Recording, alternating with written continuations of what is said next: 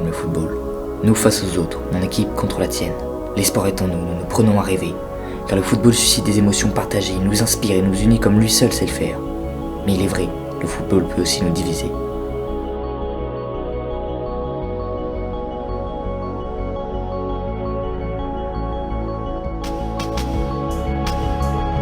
Je viens ici pour retrouver justement cette ferveur qu'on a dans le stade, cette ambiance, cet esprit familial qui me passionne depuis des années, la galette saucisse avant le match, la bière avec les copains. Enfin, c'est vraiment une atmosphère qui m'attire ici au stade, au Roison Park. Ça représente soutenir l'équipe déjà d'avance et puis retrouver les copains, la preuve, voilà, on vient entre copains et puis passer un bon moment au stade. Bah moi c'est depuis que je suis gamin, donc c'est carrément toute une vie. Hein. Rennes, même dans les déplacements et tout ça, donc c'est dans le cœur. C'est fondamental, hein, sans véritables supporters, pas véritablement de club. On peut passer ça avant le repas de famille. Hein. Honnêtement, voilà. Ouais. Le repas de famille, ça passe après les matchs. Hein. C'est une religion quoi. C'est comme une religion. On aime le sport, on aime le foot. On aime partager, le partage aussi. À quelle valeur ? Être là dans les bons comme dans les mauvais moments, dans les résultats, quoi. C'est comme ça, on est là. Afficher sa passion, être fier du club qu'on supporte, un peu comme une relation amoureuse. Oui, puis le fait de se rassembler aussi, c'est un peu une grande famille. Donc on vient de tout horizon, de toute région, et c'est ça qui est assez intéressant et qui est sympa. Je dirais qu'il y a une valeur identitaire déjà, identitaire, régionale, forcément. C'est le club de notre... du cœur, quoi. Ouais, et puis de la région, forcément. On vient au stade pour l'ambiance, pour la ferveur, pour les supporters, exactement.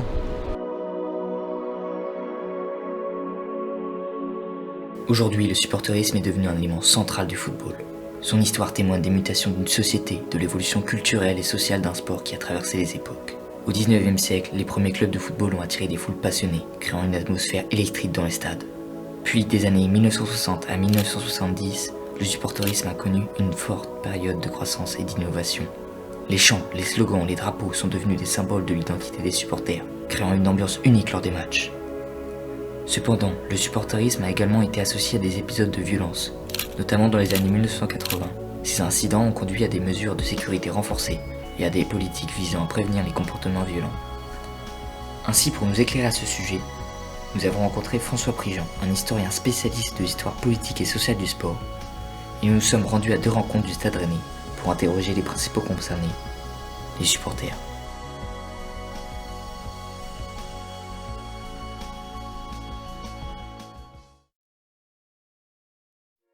Les supporters sont définis par 2 principes essentiels dans la société, la liberté d'expression et la liberté de rassemblement. La liberté d'expression joue un rôle fondamental dans le supporterisme. Les supporters de football ont la possibilité de manifester leurs opinions, leurs émotions et leur soutien à leur équipe à travers différents moyens d'expression. Dans les stades, les chants, les slogans, les banderoles, les tifos font partie intégrante de l'expérience du supporterisme. Ils permettent aux fans de s'exprimer collectivement, de créer une atmosphère passionnée et de renforcer le lien avec leur équipe pour les pousser vers la victoire. Est-ce que vous pensez qu'un supporter peut s'exprimer librement dans un stade ? Ouais, Ah oui. Ouais, carrément. Peu importe les moyens, il peut. Que ce soit par des messages, des banderoles, même des fumigènes. Donc, après, il faut le faire correctement, il faut peut-être pas faire des trucs, jeter des projectiles, aller sur la pelouse, c'est un peu montrer une mauvaise image du club et de ses valeurs. Mais sinon, on peut, ouais. La liberté de rassemblement s'exprime, quant à elle, davantage chez les supporters les plus fidèles. Avant, pendant ou même après les matchs, ces supporters se réunissent pour témoigner de leur ferveur. Ainsi, ils organisent des cortèges hors des stades, ils forment des copes pendant les matchs et se réunissent après les rencontres, quel que soit le résultat. Ils s'organisent autour de clubs de supporters, de groupes ultra ou de fan-clubs qui offrent un espace de rencontre et de partage pour les passionnés de football. Ils créent une communauté, un sentiment d'appartenance et une solidarité entre les supporters. Mais ces libertés entraînent parfois des abus et des délits. Quelles sont ces limites dépassées par les plus inconditionnels des stades ?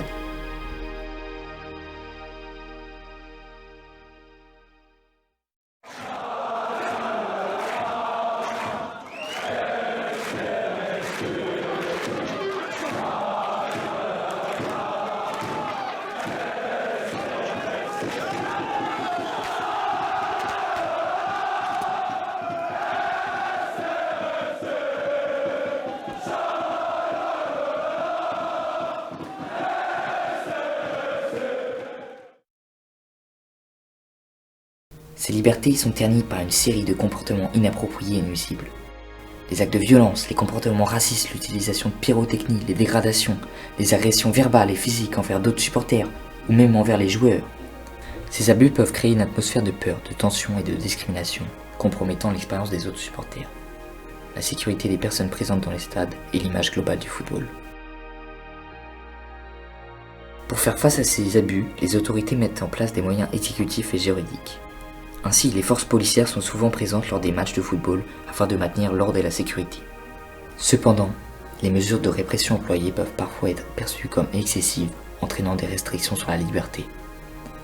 Des fouilles approfondies, des contrôles de sécurité stricts et des interdictions de déplacement peuvent limiter la liberté des supporters de se déplacer librement et de participer pleinement à l'expérience du supporterisme.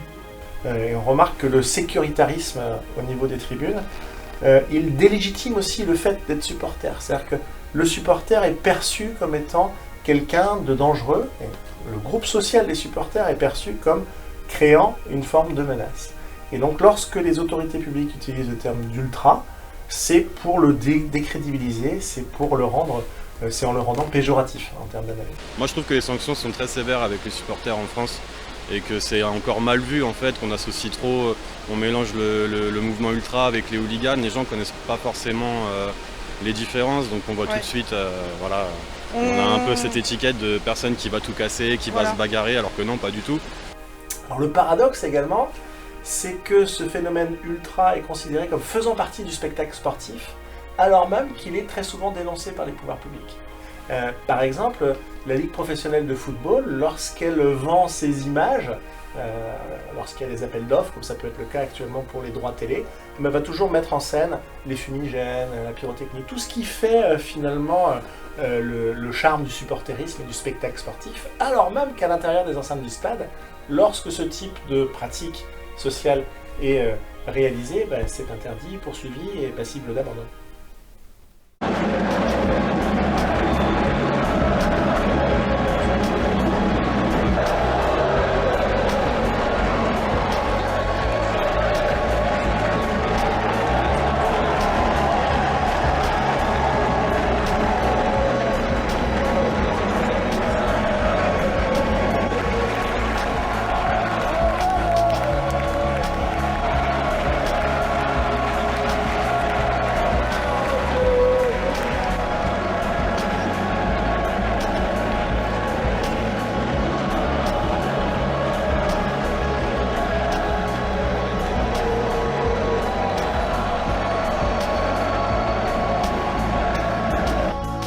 Au niveau des animations, je pense comme Stéphane aussi, au niveau des fumigènes et trucs comme ça, c'est un petit peu dommage quoi, parce que les amendes qui pleuvent, ça fait partie du truc. Quoi. Après le danger. Le problème c'est qu'on interdit tout, on n'a plus le droit de rien faire. Tant que les limites ne sont pas dépassées, pas les jeter sur le terrain, tout ça. Voilà, c'est ça, tant qu'il n'y a pas d'abus. Bon apparemment ça va changer la réglementation là-dessus, mais je trouve ça un petit peu dommage quoi. Ouais. Ça fait partie de l'ambiance justement dans le stade. Les libertés liées au supporterisme engendrent des enjeux politiques, sociaux et culturels importants.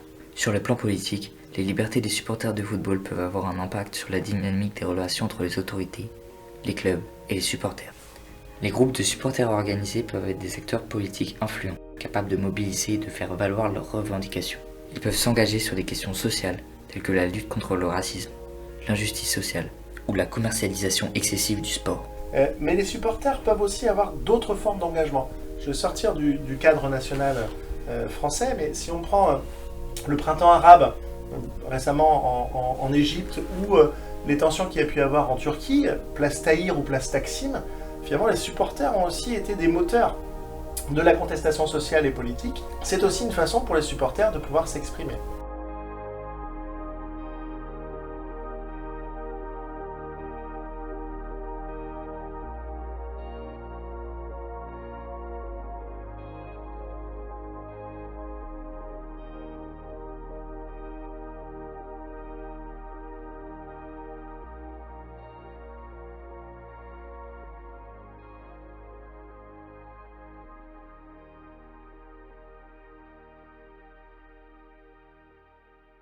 Faut pas confondre supporters et spectateurs.